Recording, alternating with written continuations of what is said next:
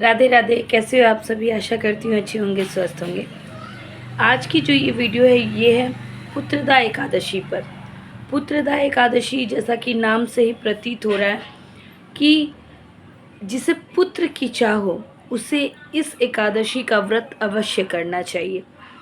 अगर मान लीजिए आपका पुत्र ऑलरेडी है, आपको पुत्र संबंधित ऐसी कोई भी आपको चाह नहीं है कि और कुछ ऐसा चाहिए, तो ये जो पुत्रदा एकादशी का व्रत है वो सुखी संपन्नता के लिए भी किया जाता है। क्योंकि जो पुत्रदा एकादशी का जो व्रत होता है वो भगवान श्री हरि विष्णु और माता लक्ष्मी को निमित्त होता है। पुत्रदा एकादशी वाले दिन भगवान श्री हरि विष्णु के साथ माता महालक्ष्मी की पूजा करने का विधान है। पुत्रदा एकादशी का व्रत करने से सभी प्रकार की मनोकामनाएं पूरी होती हैं। जिस दिन पुत्रदा एकादशी है, पुत्रदा एकादशी कब है? पुत्रदा एकादशी 16 अगस्त दिन शुक्रवार को है। सावन माह के शुक्ल पक्ष की जो एकादशी तिथि है वो इस बार शुक्रवार वाले दिन 16 अगस्त को पड़ रही है। ठीक है, जो एकादशी तिथि का जो प्रारंभ हो रहा है ना, वो आपको 15 अगस्त के दिन से ही स्टार्ट हो जा रहा है। 15 अगस्त के दिन सुबह 10:28 से लेकर अगले दिन 16 अगस्त को सुबह 9:29 तक एकादशी तिथि है। लेकिन जैसा कि आप सभी को मालूम है कि जो किसी भी व्रत को जब हम लोग उठाते हैं तो वो उदया तिथि के अनुसार होती है।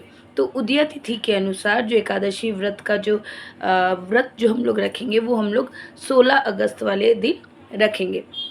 तो इस तरीके से शुक्रवार वाले दिन अर्थात कल ही, मैं ये वीडियो आज आपके साथ 15 अगस्त वाले दिन शेयर कर रही हूँ, तो 16 अगस्त वाले दिन ही पुत्रदा एकादशी व्रत का पालन किया जाएगा। पुत्रदा एकादशी व्रत में जैसा कि मैंने पहले ही आपको कहा कि ये जो व्रत है ये भगवान श्री विष्णु और माता लक्ष्मी को निमित्त है।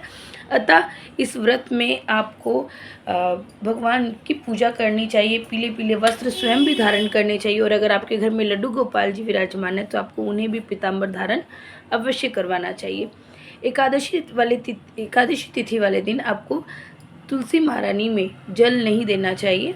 आप उनकी जो भी धूप बाती जो भी करना चाहते हैं वो आप उन्हें दूर से कर सकते हैं। एकादशी वाले दिन तुलसी पत्र भी नहीं तोड़नी चाहिए। अगर तुलसी की आवश्यकता है तो वो आपको पहले से ही जो टूटे हुए तुलसी है उनका भी आप प्रयोग कर सकते हैं, क्योंकि जो तुलसी दल होता है वो 12 दिनों तक बासी नहीं माना जाता। तो ऐसे आप श्री हरि विष्णु पूजन में पहले की तुलसी का भी इस्तेमाल कर सकते हैं। इसके साथ ही लेकिन हाँ, तुलसी का भोग लगाना अति आवश्यक है, इस बात का आप पूरा ध्यान रखिए। इसके साथ ही एकादशी तिथि वाले दिन जब व्रत कर रहे हैं तो इसके साथ ही आपको व्रत की कथा यानी पुत्रदा एकादशी की कथा भी अवश्य से अवश्य सुननी चाहिए, क्योंकि बिना कथा को सुने कोई भी व्रत का जो फल होता है वो पूर्ण रूप से प्राप्त नहीं होता। और मैं उन लोगों से भी प्रार्थना करना चाहूँगी जो एकादशी का व्रत नहीं रखते, उन लोगों को भी चाहिए कि अगर व्रत नहीं भी रख रहे तो भी कुछ चीज़ों का पालन वो लोग अवश्य करें। जैसा कि सबसे पहले एकादशी तिथि वाले दिन वो लोग चावल कतई ना खाए। एकादशी वाली तिथि वाले दिन अगर हो सके, अगर वो शारीरिक रूप से स्वस्थ हैं तो वो सेंधा नमक का इस्तेमाल कर सकते हैं। अगर वो व्रत नहीं कर रहे तो सेंधा नमक का इस्तेमाल कर सकते हैं। वो मोबाइल पे कथा चला के सुन सकते हैं। दिन भर प्रभु के भजन, विष्णु चालीसा, विष्णु सहस्त्र नाम का पाठ, इसका श्रवण करने मात्र से प्रभु उस पर अपनी कृपा बरसाते हैं। तो ये सब कार्य करके प्रभु को मनाया जा सकता है। जैसा कि मैंने पहले ही कहा कि चावल खाने नहीं चाहिए, आज के दिन चावल नहीं खाना चाहिए। तो इस तरीके से, और व्रती को तो अपना पूरे व्रत का जो पूरा पालन विधिवत उसको करना चाहिए।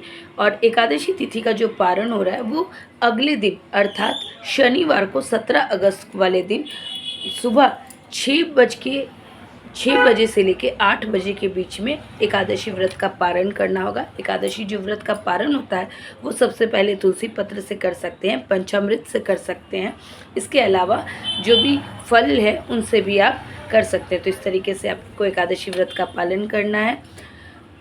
और जो सबसे ज़्यादा आपको ध्यान देना है एकादशी व्रत में वो यही कि प्रभु चिंतन में अपना दिन मतलब अपने आप को समर्पित करना है, पर निंदा से बचना है, चावल खाने नहीं है, चावल छूने नहीं है।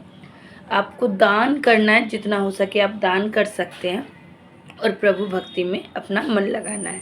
तो आशा करती हूँ ये छोटी सी क्लिप है, जैसा कि और जो व्रत मतलब किसी कंडीशन से, फिज़िकल कंडीशन से वो व्रत रखना चाहते हैं मगर नहीं रख पा रहे, तो ऐसी स्थिति में उन्हें क्या करना चाहिए, उन्हें पूजा करने तक, ठीक है, जब तक प्रभु पूजा नहीं हो जाए तब तक फास्टिंग पे रहना चाहिए। प्रभु की पूजा हो गई, भक्ति हो गई, उनकी आराधना हो गई, उसके बाद वे मीठा भोजन ग्रहण कर लें। अगर उनका शरीर अस्वस्थ है तो कंडीशंस को ज़रूर अप्लाई करिएगा। ये मत कहिएगा कि मैंने ये कहा, मैंने ये कहा। मैं सिर्फ बस यही कहना चाहती हूँ कि भगवान भाव के भूखे हैं।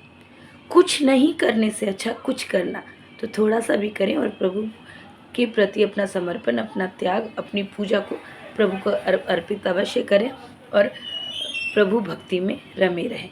तो राधे राधे, जय श्री हरिदास। वॉइस बहुत ज़्यादा कटी फटी है, जैसे कि मैं पहले ही आपको बता चुकी, मुझे हेल्थ इश्यूज़ अभी थोड़ा ज़्यादा आ रहे हैं, तो उस सब के लिए माफ़ी चाहती हूँ।